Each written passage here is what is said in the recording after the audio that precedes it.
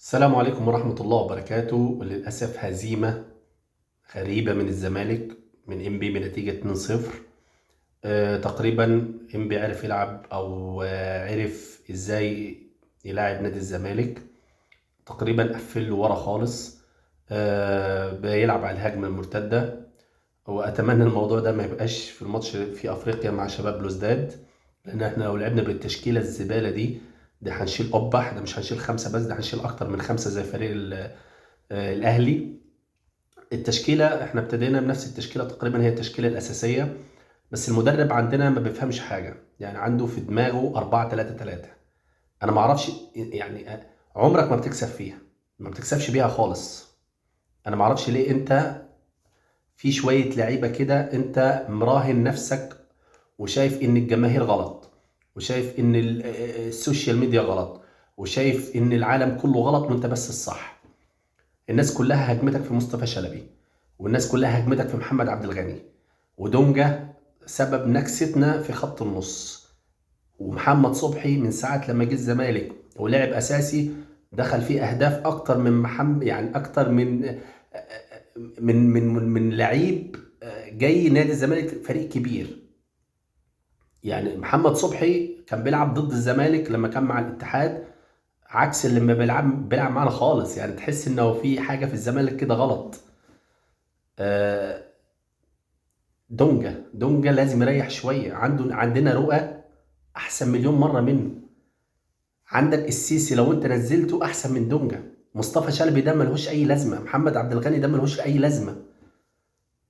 لو انت حاسس ان محمد صبحي لسه مهزوز وما دخلش في التيم، نزل عواد على الاقل خفيف سريع، بيعرف يمسك كوره كويس، ما بيخافش، ممكن تبني عن طريقه هجمات زي الجون بتاع سان داونز. انت ما شفتش لو الناس اللي شافت جون سان داونز او الحارس مرمى بتاعهم، كان هو اللي بيبني الهجمه ودخل فيه جون غلطه، وبرضه بيديله الكوره اللي هو بيديله الثقه، ودخل فيه الجون التاني وبيديله الثقه، والكوره بتبقى من عنده بتتلعب واحده واحده. ما عندهمش حته التطفيش اللي احنا بنعمله ده. الناس هم ما بيلعبوناش الا بثلاث لعيبه بس. يعني حرام عليكم، اقسم بالله الفريق الماتش ده حصل فيه حاجات. الحمد لله ان احنا لعبنا في الدوري قبل ماتش الشباب بلوزداد. احنا دلوقتي ممكن في حاجات هنصلحها قبل الماتش المهم اللي احنا المفروض نكسب فيه باي نتيجه. لازم بالشباب بلوزداد نكسبه، مفيش فيه رجوع. حتى لو لا قدر الله تعادلنا هتبقى مشكله بالنسبه لنا، لان لو حتى شباب بلوزداد غلب الترجي واحنا جينا فزنا على على المريخ، ما احنا للاسف هيبقى المواجهات المباشره هم كاسبين علينا ماتش، ما هم كده كده صاعدين.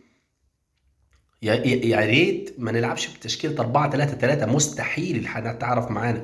يا اما نلعب بتشكيله 4-2-3-1، يا اما تلعب بتشكيلتك اللي انت كسبت بيها الاهلي قبل كده 3-4-3، يا اما تقفل وتلعب ب 4-4-2. مصطفى شلبي ما ينفعش في البطولات اللي فيها جماهيريه. انت هتروح على فريق تقريبا هيفتحوا لك الماتش، الاستاد قصدي، بكل الجماهير اللي فيه. دونجا تحسه مهزوز، كل لعبته غلط، كله تطفيش. احنا عايزين اول حاجه ناس تعرف تلعب كوره، ناس تعرف تدي وتاخد. احمد زيزو شايف ان الفريق مش كان زي الاول. الحمد لله ان احنا جالنا الونش، وده اكبر انتصاراتنا في الماتش ده. بس برضه خط النص ضايع. انتوا لو بصيتوا على الدفاع او الهدفين جم من العمق. يعني اول كوره اتلعبت كده ورا اللعيب ورا المدافعين جون، والجون التاني واحد من ناحيه الشمال عرضها برضو اللي المفروض اصلا خط النص يمسكه، شاطها جه الجون بالصدفه في العارضه وجت جون. احنا داخلين على ماتش مهم دوري ابطال افريقيا. يا ريت فيريرا يفهم ان مصطفى شلبي ده مش ينفع يلعب. ثانيا احمد بالحاج ولا مش عارف مين بالحاج، يا اخوانا والله العظيم ده لعيب، اديله فرصته. يعني بالحاج لما بيمسك كوره عنده حته الفنيه، بيعرف يلعب كويس. لعب قبل كده مع فتوح وانتوهات، فاديله فرصه. مش هتخسر حاجه، ما انت كده كده اصلا اديت مصطفى شلبي 15 ماتش ما ينفعش يا راجل. اكتر من 10 ماتش ما يجيبش الا جون ولا جونين. دي فضيحه. محمد عبد الغني تحسه تايه في الملعب، بيجري ورا اللعيبه بس، ورا المهاجمين بس، اللي هو انا عايز ابان في الكاميرا ان انا بجري. دونجا ولا الهوا ما شفناهوش ازاي ما كان بيلعب مع بيراميدز. انا ما اعرفش ليه اللعيبه بتيجي الزمالك بتحس نفسها انا بحسها ان مش لعيبه اصلا. الماتش اللي جاي يمكن الماتش ده حاجه حلوه ان احنا هنعرف فيه الاخطاء اللي احنا اللي كان المفروض نقع فيها قصاد الماتش بتاع شباب بلوزداد، فالحمد لله هنقدر نصلحها دلوقتي. ارجوك يا مدرب فريرة ما تلعبش بتشكيله 4-3-3 في شباب بلوزداد، العب بتشكيله 4-2-3-1 او تلعب بتشكيله 4-4-2. انت هتلعب قصاد فريق بجماهيره، بفريق مريزل تقريبا، فريق بيصنع لعيبه تحسهم تقال في الملعب، ولعيبه هتضيع لك الماتش وهتموت لك الدنيا كلها. انا مش يعني انا اتصدمت. المفروض انت جاي من ماتش قوي زي الترجي وفزت عليه 3-1، يبقى ده اللعب قصاد انبي. انت مسكت الكره ماليش دعوه بالاستحواذ. انا عندي والله انا لو مدرب ما يهمنيش الاستحواذ، انا عندي اكسب نقط. يعني مثلا ممكن هجمتين اخلص فيهم الماتش زي انبي وارجع ورا. هو ده اللي كان عايزه انبي، الثلاث نقط. انا ما يهمنيش الدوري، الدوري خلاص كده كده راح للاهلي. يعني الفرق دلوقتي خلاص بقى اكتر من 15 نقطة.